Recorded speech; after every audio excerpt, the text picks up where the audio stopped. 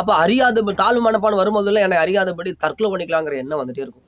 அதுக்கப்புறம் தாழ்வு மனப்பான்மைக்கு இடம் கொடுத்த செகண்டு நான் என்னை அறியாதபடி செத்துப்போங்கிற சத்தம் எனக்கு கேட்டுகிட்டே இருக்கும். பஸ்ஸில் போயிட்டு இருந்தேன்னா பஸ்லேருந்து குதிச்சிருன்னு சொல்லுவோம், வண்டியில் போயிட்டு இருந்தால் வண்டியிலேருந்து குதிச்சிருன்னு சொல்லுவோம்.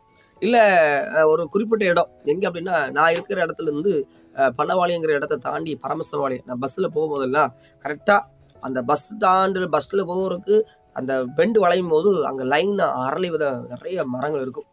இப்போ அந்த அரளி வித மரங்கள் எல்லாம் பார்க்கும்போது என்னை அறியாதபடி என் கண்ணு எல்லாரும் ஏதோ கடை பார்த்து தேடுவாங்க, ஏன்னா என் கண்ணு இந்த அரளி வித மரத்தை தேடும்.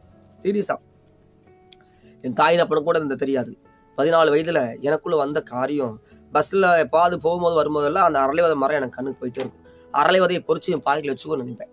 அப்படிப்பட்ட ஒரு தற்கொலையான எண்ணங்கள் எனக்கு இருந்துகிட்டே இருந்துச்சு. இந்த பிசாசு என்னோடு கூட அப்படிப்பட்ட காரியத்தை செய்து கொண்டே இருந்தான். பார்த்தீங்கன்னா அப்படி செய்து கொண்டு இருக்கும்போது ஆவியானவர் எனக்கு ஒரு விஷயத்தை கற்றுக் கொடுத்தாரு. எப்படி கற்றுக் கொடுத்தாருன்னா, ஒரு நாள் அபிஷேக முகாமில் நான் அபிஷேகத்தை பெற்றுக்கொள்கிற பரிசுத்தாவிடம் பலமாக எனக்கு கிரியை செய்கிறார்.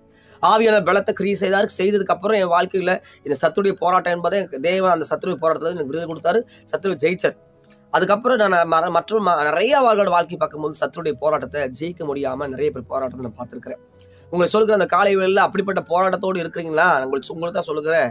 தாவீதுக்கு கர்த்தர் ஒரு காரியம் செஞ்சார். தாவீதுக்கு அருள் கிருபை என்னங்க, நான் என்னுடைய சத்துருக்கு முன்னாடி என்னோட ஒரு பந்தியை தேவனை கர்த்தர் ஆயத்தப்படுத்தி என் தலையை அபிஷேகத்தினால் நிரப்பினார். என் பாத்திரம் நிரம்பி வழிஞ்சது. தாவீதுடைய வாழ்க்கையில் பாத்திரம் நிரம்பி வழிஞ்சது. உங்கள் பாத்திரம் அபிஷேகம்ங்கிற பாத்திரம் நிரம்பி வழியுதா இன்னைக்கு அப்படின்னு கொஸ்டின் மார்க் கேட்குறேன். எப்போ ஆவில் நிறைஞ்சது, இன்னைக்கு நான் ஆவில் நிறையவே இல்லைங்க.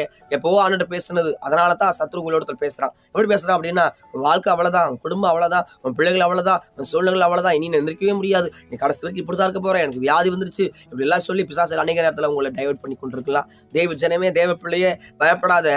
இந்த காலை வேளையில பரிசுத்த ஆவியானவர் உனக்கு ஒரு காரியம் சொல்கிறாரு.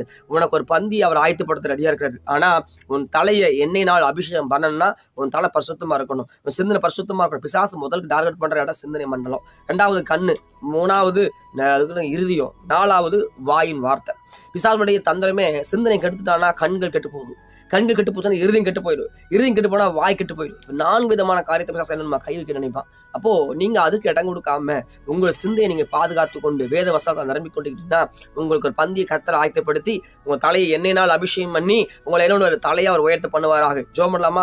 பரிசுத்த நல்ல பிதாவே, இந்த காலை வேளையில சத்துருவின் போராட்டத்தில் யாரெல்லாம் இருக்கிறாங்களோ அவங்களுடைய போராட்டங்கள் எல்லாம் மாறட்டும். ஆவியானவங்களை பலப்படுத்துங்க, சகாயம் பண்ணுங்க.